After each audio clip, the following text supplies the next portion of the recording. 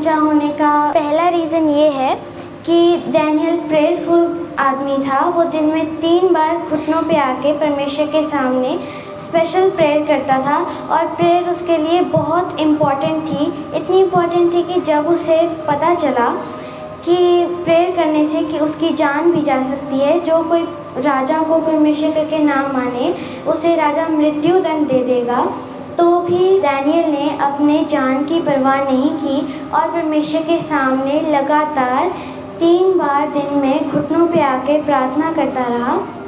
और जैसे कि परमेश्वर के वचन में लिखा है, पहला थिस्सलुनीकियों उसकी 5 की 16 से 18 में, हर परिस्थितियों में आनंद के साथ प्रार्थना करो क्योंकि परमेश्वर खुद आपको सामर्थ्य देगा। तो यही वचन डैनियल की लाइफ में भी पूरा हुआ क्योंकि उसने हर परिस्थिति में परमेश्वर के सामने प्रार्थना की और जब उसकी जान भी जा सकती थी तब भी उसने प्रार्थना की और परमेश्वर ने उसको बहुत ब्लेस किया, ऊंचा किया और उसे हर एक प्रॉब्लम से बाहर निकाला।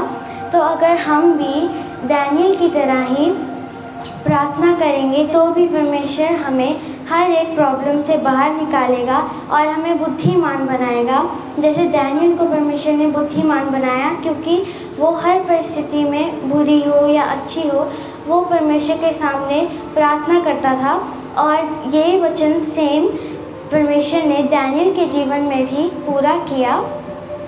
तो अगर हम भी अपनी लाइफ से डैनियल की तरह ही रखेंगे तो परमेश्वर हमें ब्लेस करेगा, ऊंचा करेगा और हमें अपनी सारी प्रॉब्लम से बाहर निकालेगा।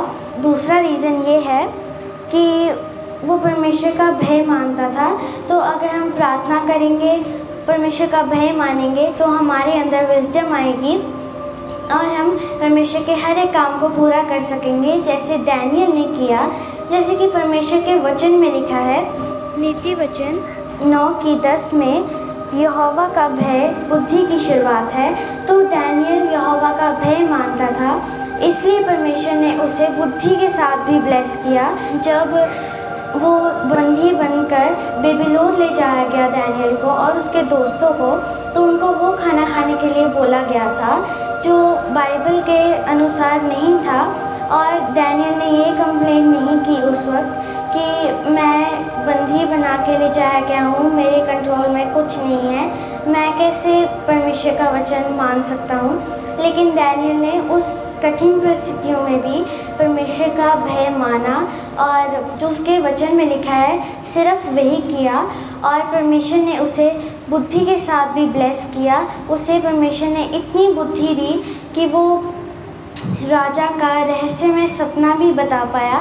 तो अगर हम परमेश्वर का भय मानते हैं, डैनियल की तरह ही हम छोटी से छोटी बात भी परमेश्वर की मानते हैं, उसे इग्नोर नहीं करते, तो परमेश्वर भी हमें बुद्धि के साथ ब्लेस करता है और हमें डैनियल की तरह ही बहुत ऊंचा ले जाता है और हमें हर एक प्रॉब्लम से डैनियल की तरह ही बाहर निकालता है। जैसे परमेश्वर ने उसे शेरों की मान से बाहर निकाला, वैसे ही परमेश्वर हमें भी अपनी हर एक बड़ी प्रॉब्लम से बाहर निकालेगा।